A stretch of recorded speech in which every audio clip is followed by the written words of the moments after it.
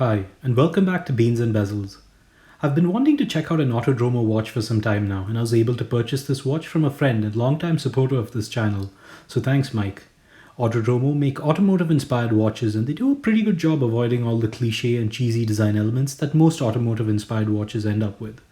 This particular watch is the Group B in Corsica Blue, which has a 80s Miami Vice inspired aesthetic, with the bright blue dial and neon pink dial elements.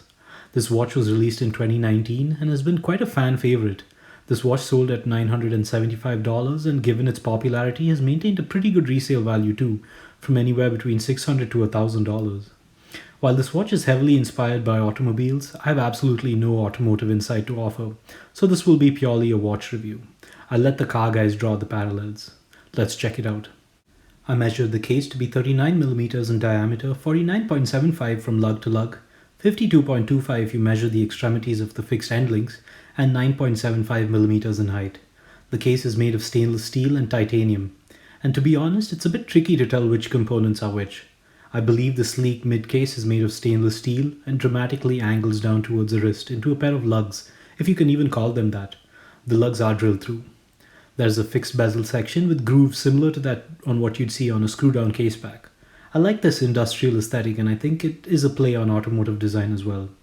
I'm pretty sure this bezel section is titanium. The bezel seats a flat sapphire crystal with a beautiful beveled edge that adds some distortion to the dial outer track. There is a 4.25mm push-pull crown at the 3 o'clock position that is a bit small for my fat fingers, but not too difficult to operate. It is signed and has a decent action with no crown or stem wobble. Flipping it over, you have a solid case back that is attached to the case by means of screws. I believe the case back is also made of titanium, and this watch is rated for up to 50 meters of water resistance. As I mentioned earlier, I'm not a car guy, so I'm going to be pretty oblivious to all the automotive-inspired design details here. I won't even attempt to draw the parallels, and I'll just stick to watch-related observations only. There is a sloped outer track that has a subtle concentric circle pattern and printed Arabic numerals for 5-minute increments.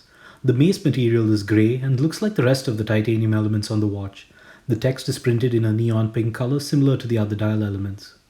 You then have an hour and minute track that has large applied indices for the hour markers and printed indices for the minute markers. The quality of printing and finishing here is excellent, and I love the contrast of the chunky hour indices against the blue dial. The base of the dial is a beautiful shade of blue, but it's very tricky to capture on this camera. It is stunning to look at in person and fits the 80s Miami Vice design aesthetic perfectly. You then have a raised center section that has the brand's logo printed under the 12 o'clock index and Group B and automatic above the 6 o'clock. The printing quality is excellent and the Group B text is also loomed. The hands are very interesting from a design and layout perspective. The minute hand is the longest of the three and also a significant counterbalance section. The entire hand is loomed and the finishing is very good. The hour hand is skeletonized and just about reaches the hour and minute track and chooses to be less prominent overall. The seconds hand is most interesting as it's the smallest of the three hands. It barely reaches the hour and minute track and has a loomed yellow tip. The center cap is hidden by a circular black sticker that appears to be placed on the lower surface of the sapphire crystal. The dial is also held in place by means of two exposed black screws at the 3 o'clock and 9 o'clock positions. I think this was an intentional decision to make it look more automotive, and I like the attention to detail here as both screws have been perfectly aligned. Overall, even though the hand layout is very unconventional, it is easy to get used to and plenty legible. No complaints from me here, and I like the creativity and originality.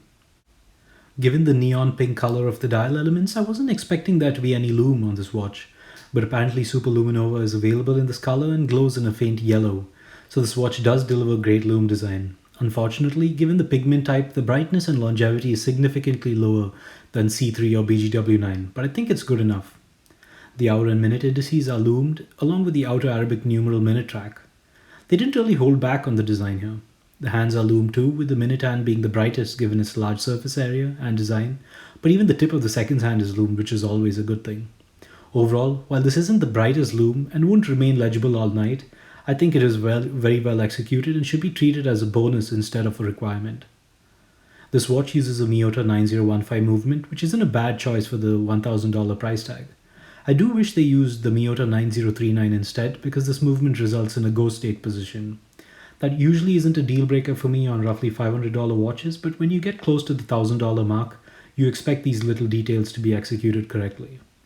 This watch was purchased in mid 2019 and measures around 15 seconds per day on my time grapher in the dial up position. This isn't the best I've seen from a Miyota 9015, but it's within the plus 30 seconds per day movement rating. The interesting case proportions make it accessible to a wide range of wrist sizes. The 39mm diameter keeps things compact, but on the bracelet, the lug to lug is closer to 52.25mm if you measure the two extremities. The technical lug to lug width is around 49.75mm, and both of these measurements don't really factor in the drastically angled down case and end links, which means that it'll wear closer to a 47mm lug to lug width watch. But those familiar with integrated bracelets will know how these measurements translate to a wrist experience. The height is an impressive 9.75mm, and the titanium components make this watch very easy to wear. On my 6¼ inch wrist, I have no problems with the dimensions.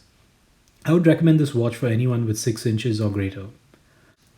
Looking at the clasp, the end links are well finished and appear to be made of stainless steel and not titanium. The design is made to trick you into thinking it's an integrated bracelet, but you can swap this out for third-party straps if needed. The links articulate reasonably well, which caught me by surprise.